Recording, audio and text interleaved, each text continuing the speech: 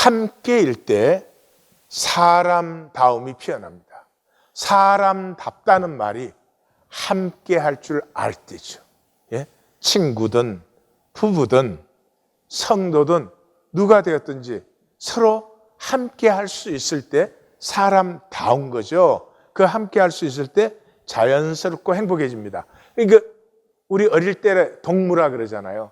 그냥 철없이 같이 노는 동무라 그러잖아요. 그게 함께 할 줄 아는 것이죠.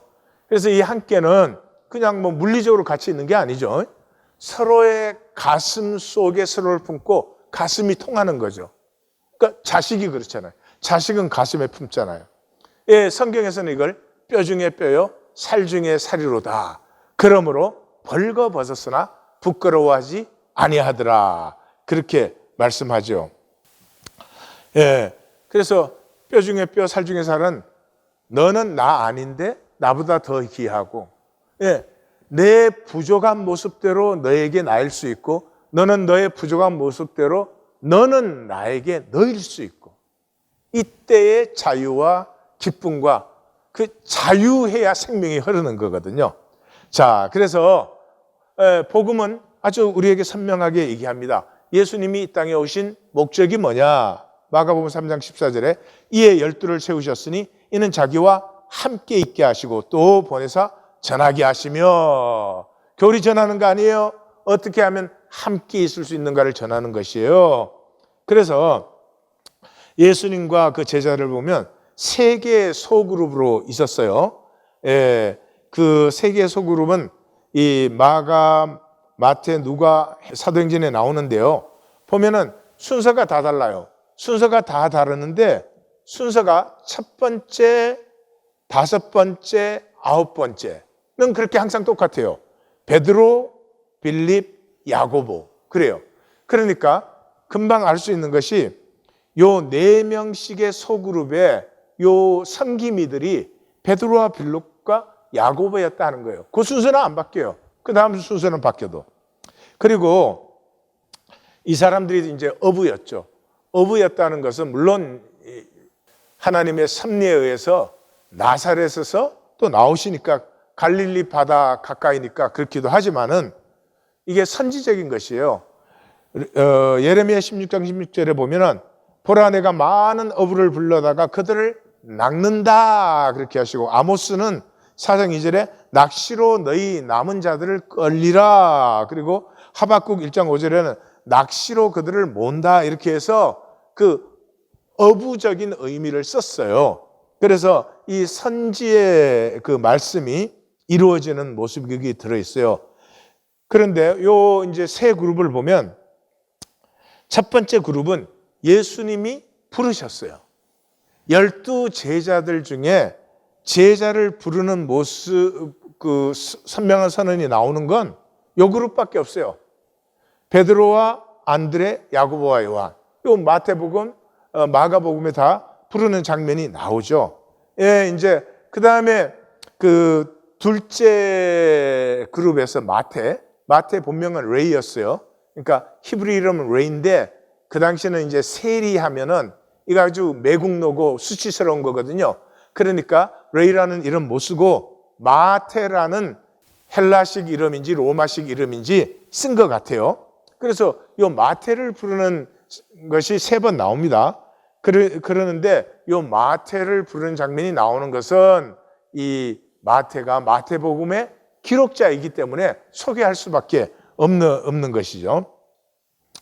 그 나머지는 뭐 이렇게 예수님과 어떻게 연결되었다 이런 것들이 나오지만 예수님께서 나를 따라오너라 이렇게 부르신 것은 없어요.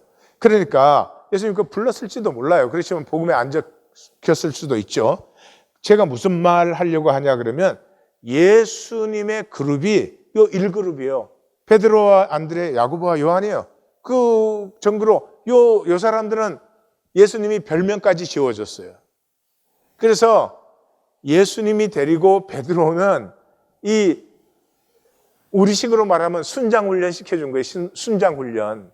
그래서 이 성경에서 보면 요 첫 번째 그룹의 역할이 가장 많이 나옵니다.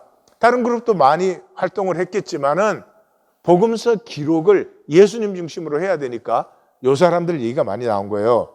두 번째 그룹의 이 섬기민은 빌립이었죠. 그 빌립 외에 그 바들로메가 있고 도마, 마테가 있었는데, 바들로메는 나다나엘이라는 이름으로 나타나고 도마는 디두모라고도 나타나요. 그리고 마테가 있고, 그 다음에 세 번째 그룹의 섬기민은 야고보였어요. 작은 야고보라고도 하죠. 근데 그거 보면 알페오의 아들이라고 나와 있어요. 근데 알페오의 아들이 또 있었죠. 누구예요? 마테, 레이가 마가복음에 알페오의 아들이라고 나오니까 마테와 작은 야고보는 또 형제간이에요. 거기에 이제 다디오와 시몬이 있었고, 시몬 열심당인이었다, 뭐 가나안인이었다 그렇게 나오고, 가룟 유다가 나오죠. 예. 그래서 예수님의 사역은 전적인 이렇게 표현하면 참 제한적인데 소그룹 사역이었어요. 그렇게 한 이유가 그거예요. 함께 있는 것을 알게 해주시려고. 인간이 가장 못하는 것이 함께 있는 것을 못해요. 그래서 연애할 때는 좋아. 근데 결혼하면 이제 또 갈등이 시작되네. 예. 또 한국, 일본, 중국도 이렇게 같이 이웃 나라잖아요. 그럼 같이 살면 얼마나 좋아. 근데 아프리카 나라하고는 안 싸워. 근데 서로는 역사 내내로 싸워. 이게 함께 할 줄을 모르는 것이에요. 생명은 함께 하는 것인데 생명을 상실했기 때문에 그래요. 그래서 복음서는 교회를, 특별히 마태복음은 교회라는 단어를 쓰는 유일한 복음서죠. 그 두세 가정이 함께 하는 것이 교회다라고 해요. 여기 두세 가정은 숫자가 아니에요. 숫자. 두세 가정이 뭐예요? 파워게임에서 자유한 그룹이에요. 벌써 5, 6명만 돼도 이상하게 파워게임이 일어나요. 예, 잘난 사람이 있고 뭘 주장하는 사람이 있고 그래요. 근데 두세 사람은 그래요. 뭐 얘기하다 보면 의견이 다를 수도 있고 그러지만 의견이 달라도 밀면 밀려주고 또 끌면 끌려주고 뭐 이런 좀 자유함이 생기는 것이죠. 예, 마치 가족이 그렇잖아요.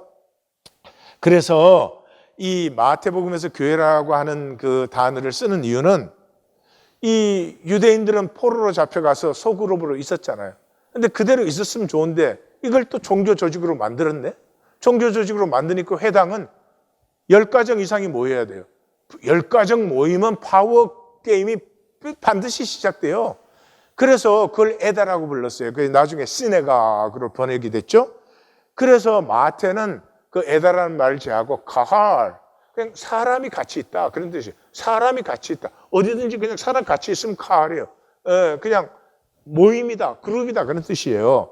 이것이 번역된 것은 에클레시아. 그 에클레시아가 교회예요. 그래서 교회라고 하는 데는 사람들이 함께하는 곳이에요. 근데 그 함께는 온 우주가 함께 하겠지만은 이 씨앗이 피어나는 시점에는 두세 가정이 함께 하는 거죠. 그래서 마태복음은 시작하자마자 구원이 뭐냐? 저들을 저들의 죄에서 구원하는 것이다. 그 구원은 어떻게 하느냐? 함께함으로. 그 이름을 임마누엘이라 하라. 이를 번역하면 하나님이 우리와 함께 하신다. 우리가 함께함을 잃어버렸기 때문에 하나님이 우리에게 오셔서 함께함을 회복하셔서 우리가 함께하게 하는 거예요. 이거 잘 표현한 게 이제 요한복음입니다. 그래서 이 마태복음은 클라이막스에서 두세 사람이 내 이름으로 모인 곳에는 나도 그들 중에 함께 있느니라. 그게 함께를 넣는 번역이 훨씬 더 좋습니다. 왜냐 그러면 그 인이라는 단어가 있는데 인 뒤에 메소스라는 단어를 써요. 메소스라고 하는 미스트, 그 중에라는 게 그 강조되어 있는 것이에요. 그러므로 그냥 인만, 중에 그러면 인만 번역한 것이 돼요. 메소스를 번역하면 그 중에 함께 있다 이렇게 해야 돼요. 그리고 마태복음의 총 결론이 뭐예요? 마지막 절이 내가 너희에게 분부한 모든 것을 가르쳐 지키게. 가르쳐 지키는 것은 이 유대인들의 쉐마적인 것이 쉐마적인 것. 가르쳐 지키게 하라. 볼지어다 내가 세상 끝날까지 너희와 항상 함께 있으리라. 자, 그러므로 교회의 탄생은 예수님으로 시작되었어요. 예수님께서 씨앗을 가꾸셨어요. 그것이 꼭 예수님이 부르신 베드로와 안드레와 요한과 야고보와 요 한 그룹이 하나된 함께를 예수님으로부터 직접 직접 체험한 거죠. 직접 체험한 거죠. 그래서 요한복음의 결론을 내릴 때 아버지여 아버지께서 내 안에 내가 아버지 안에 있는 것 같이 그들도 다 하나가 되어 우리 안에 있게 하사 세상으로 아버지께서 나를 보내신 것을 믿게 하옵소서. 그러니까 뭐예요? 우리가 하나 될 때 우리는 예수님이 땅의 사람이 아니라 하늘로부터 오신 분이라는 걸 알게 돼요. 그러니까 우리가 하나 될 때 비로소 생명을 보게 되는 거죠. 이거 뭐 교리로 만들어가지고 정말 안타깝습니다. 23절에는 곧 내가 그들 안에 있고 아버지께서 내 안에 계시어 그들로 온전함을 이루어 하나가 되게 하려면, 다시 보세요. 온전함이 뭐예요? 하나 되는 거 아니에요. 흠이 없고 죄가 없고 악이 없고 그런 게 아니에요. 부족하고 연약하고 죄가 있음에도 불구하고 하나 되었을 때 생명은 온전해지는 거예요.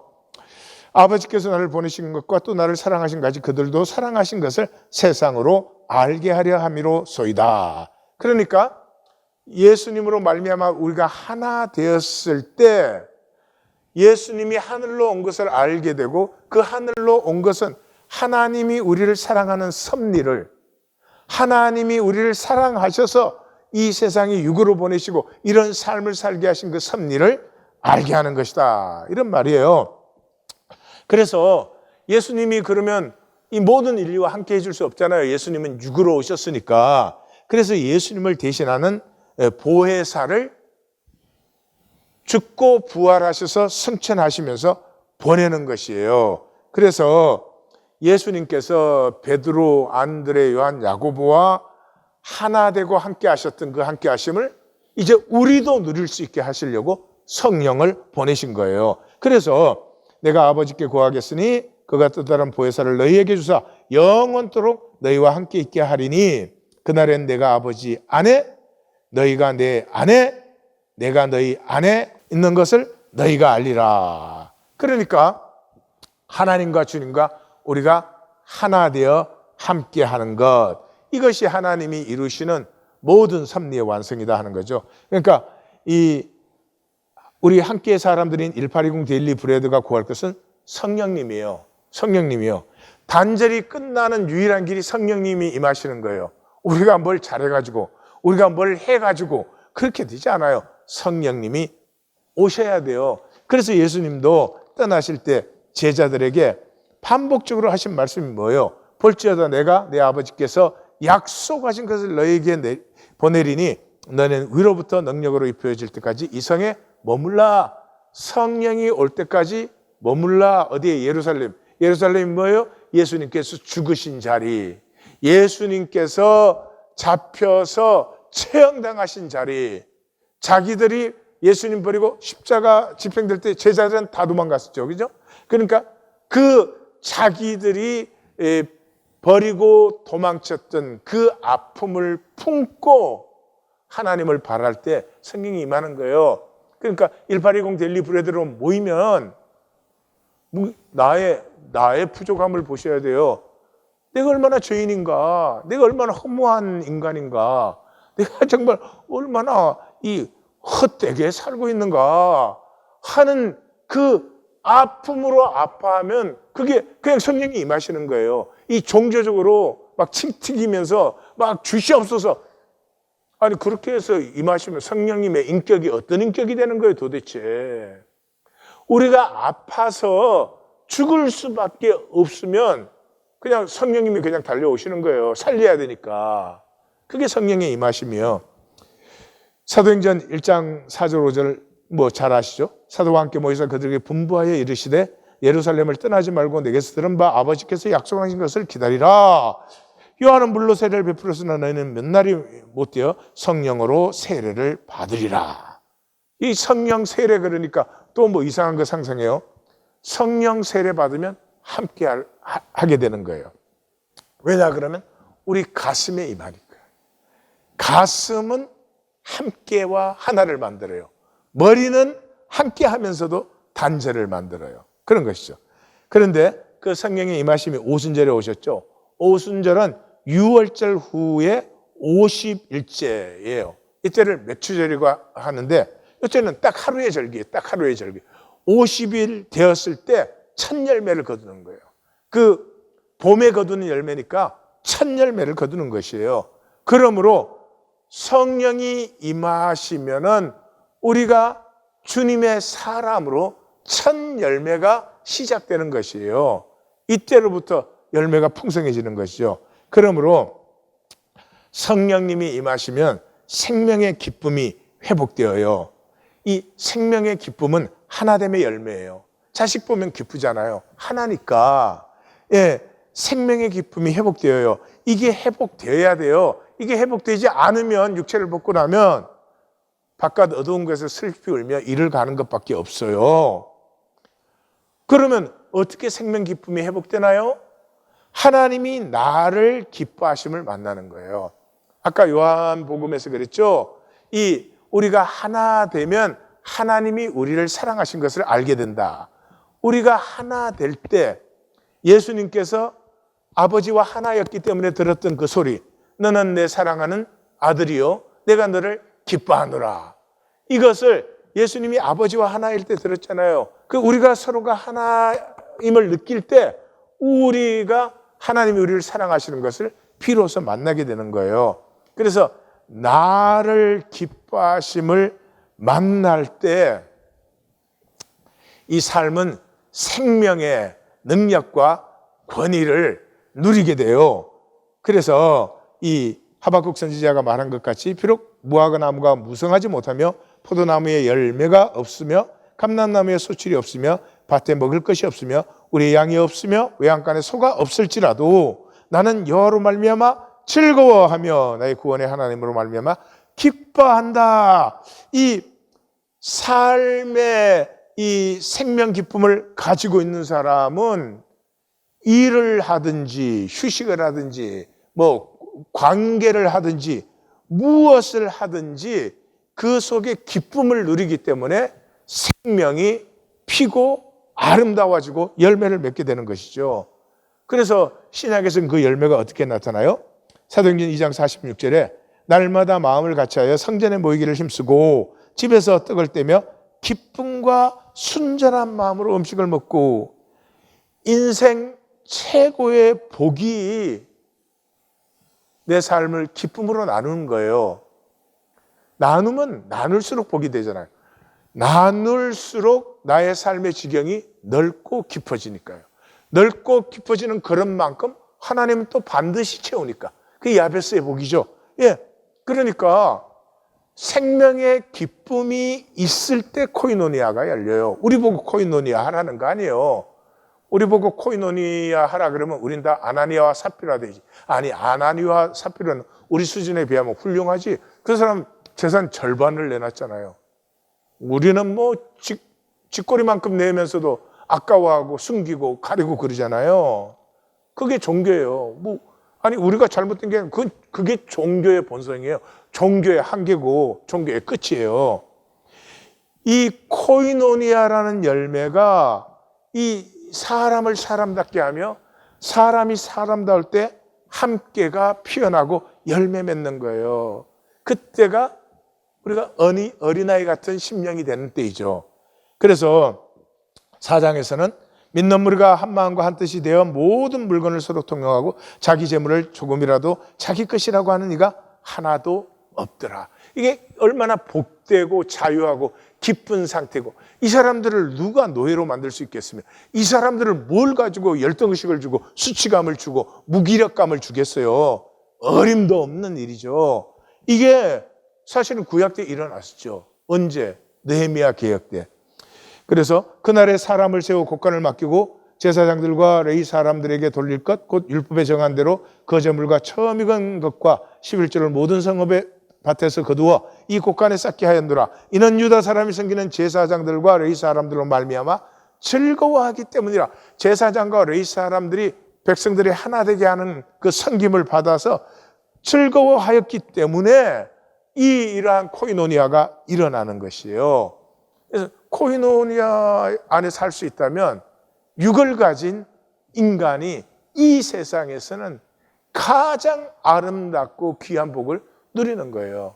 이 코이노니아에는 한 가지 열쇠가 있어요. 그건 뭐예요? 아벨이 제사를 지낼 때 첫 새끼였어요. 첫 새끼. 그러니까 그냥 나누는 게 아니에요. 그 나누는 것을 가장 귀하게 여겨서 나누는 거예요. 그런데 가인은 어떻게 했어요? 예? 몹시 분하여 안색이 변했어요. 왜요? 내 것 나누었는데 안 받았으니까. 내 것 나누었으니까. 예? 이게 아나니아와 사피라잖아요. 나누는데 내 것이야. 그죠? 내가 컨트롤하고 있어. 나누는데 내가 컨트롤하고. 이게 종교의 헌금이 다 이런 짓 하는 거예요. 그래서 종교의 헌금은 빼앗기는 거예요. 코이노니아는 나눔을 기뻐하는 것이고, 기쁨은 반드시 30배, 60배, 100배의 열매를 거두는 것이에요. 그리고 이것은 함께해서 피어나는 것이에요. 우리 보고 뭘 하라는 게 아니고 돈 내놓으라는 게 아니에요. 예, 십자가로 하나 되게 하신 것을 먼저 받아서 누릴 때 우리가 교회가 되고, 교회가 된다는 건 이 세상에서 가장 아름답고 복된 일입니다. 하나님, 우리 하나님 교회로